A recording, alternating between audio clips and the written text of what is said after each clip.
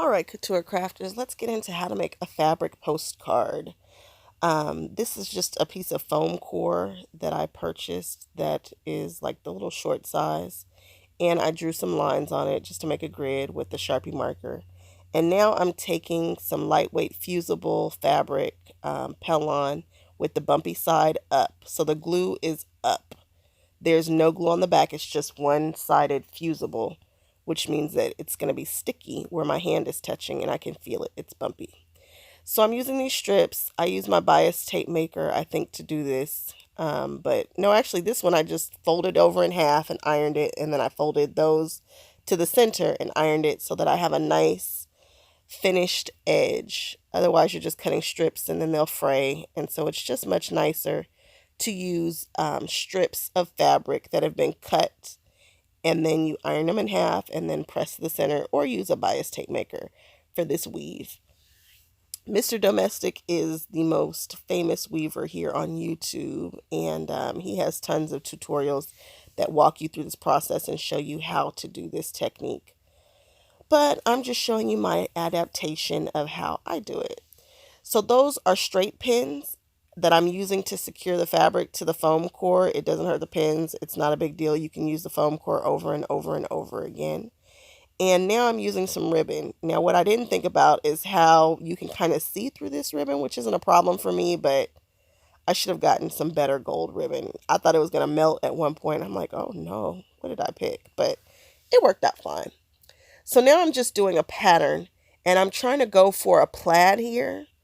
And I'm not necessarily following those lines. They're just guidelines to kind of keep my strips straight. And so there's the pattern, and then I just repeat the pattern on the other side. So just laying these down, and then I just secure it by pushing it into the foam and then putting it at an angle and pulling the fabric kind of tight and then trimming off the excess. But to do the weave, we need something called a wefty needle. You don't need it, but it certainly makes things a little more easy.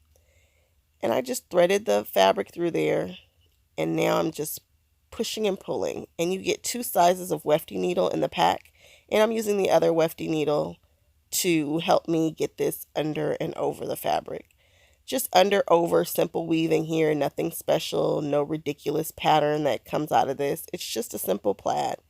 And again, I'm keeping my main pieces of my plaid, those brown strips, off center.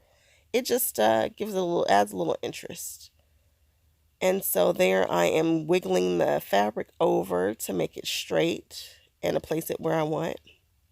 And now I'm repeating the pattern again on this side. Nothing special, simple, over, under, over. And pulling it through, and then I just play with the fabric until I'm pleased with where it's sitting. Now, because we wove the first layer so tight, you really don't have to worry about securing it too well on this side. I do, but the fabric's really not moving. Not really. And so I'm pulling it tight again. You do kind of, I guess you do have to kind of worry about it because you do want it to be tight. Not super duper tight, but taut. And I just pull the fabric through the top. I'm not worrying about weaving it in the wefty needle all extra good. I just don't want it to come out while I'm weaving it. And you just go under, over, under, and secure it and play with it a little bit and pull it tight. I joined a postcard swap, and they're getting Disney themed postcards. Why not, right? This was tons of fun, guys. I wish I had started weaving and making postcards before. I'd always seen fabric postcards, but this is like really my first time diving into it. So here I'm just trimming off all the excess so I'm finished. My postcards are 5x7, and I think this board is probably like a 10x14, maybe smaller, somewhere around there. Just so that I could weave enough fabric on here to make it large enough for a postcard. And now I'm taking painter's tape and I'm just securing the edges. The pins are still in, painter's tape right down on there. Now I'm at my ironing board. Don't judge it because it's burnt. It smells really good, and so I refuse to change the top there. And I'm heating up the fabric on that fusible.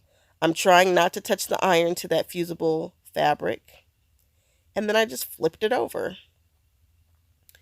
And now I'm putting a Teflon sheet so that I can really hit it with some heat and fuse it to the back. But it's stable. I took the pins out, not an issue.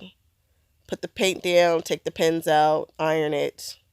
It's not going to hurt the iron. It's not going to hurt the tape. It's not going to hurt your fabric. And it really secures it.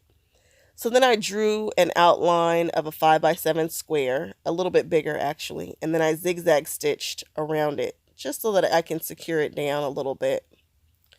And these are the postcards that I use, and I cut it down a little bit larger than 5x7. The black square on the postcard is actually 5x7.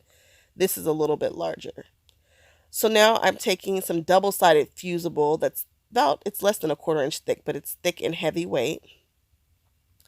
And I'm going to create a sandwich. So I flip my postcard face down. I put the fusible on the back, and then I take that fabric postcard and center it and place it on top. And then I iron it all. I press it. And I mean, I shoot that sucker with a lot of heat. It can take quite a bit of heat. And now we're going to trim it out so that we have nice clean edges. Now that the edges are nice and clean, that's my postcard. Now I'm going to stitch around the side. You can do this however you want. I like an overlock zigzag kind of satiny stitch.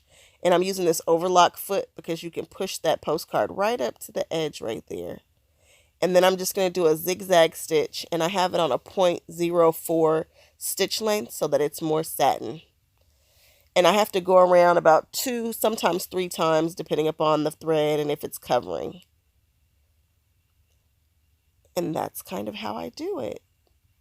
You see there, it's still some showing, so I think I go around one more time just to cover up some more of the fabric. And as you see, I placed it down. When I sew around, I put the fabric down on the feed dogs because they catch the fabric much better than it would paper. And that's the trick. Thanks for hanging out with me, guys. Bye-bye.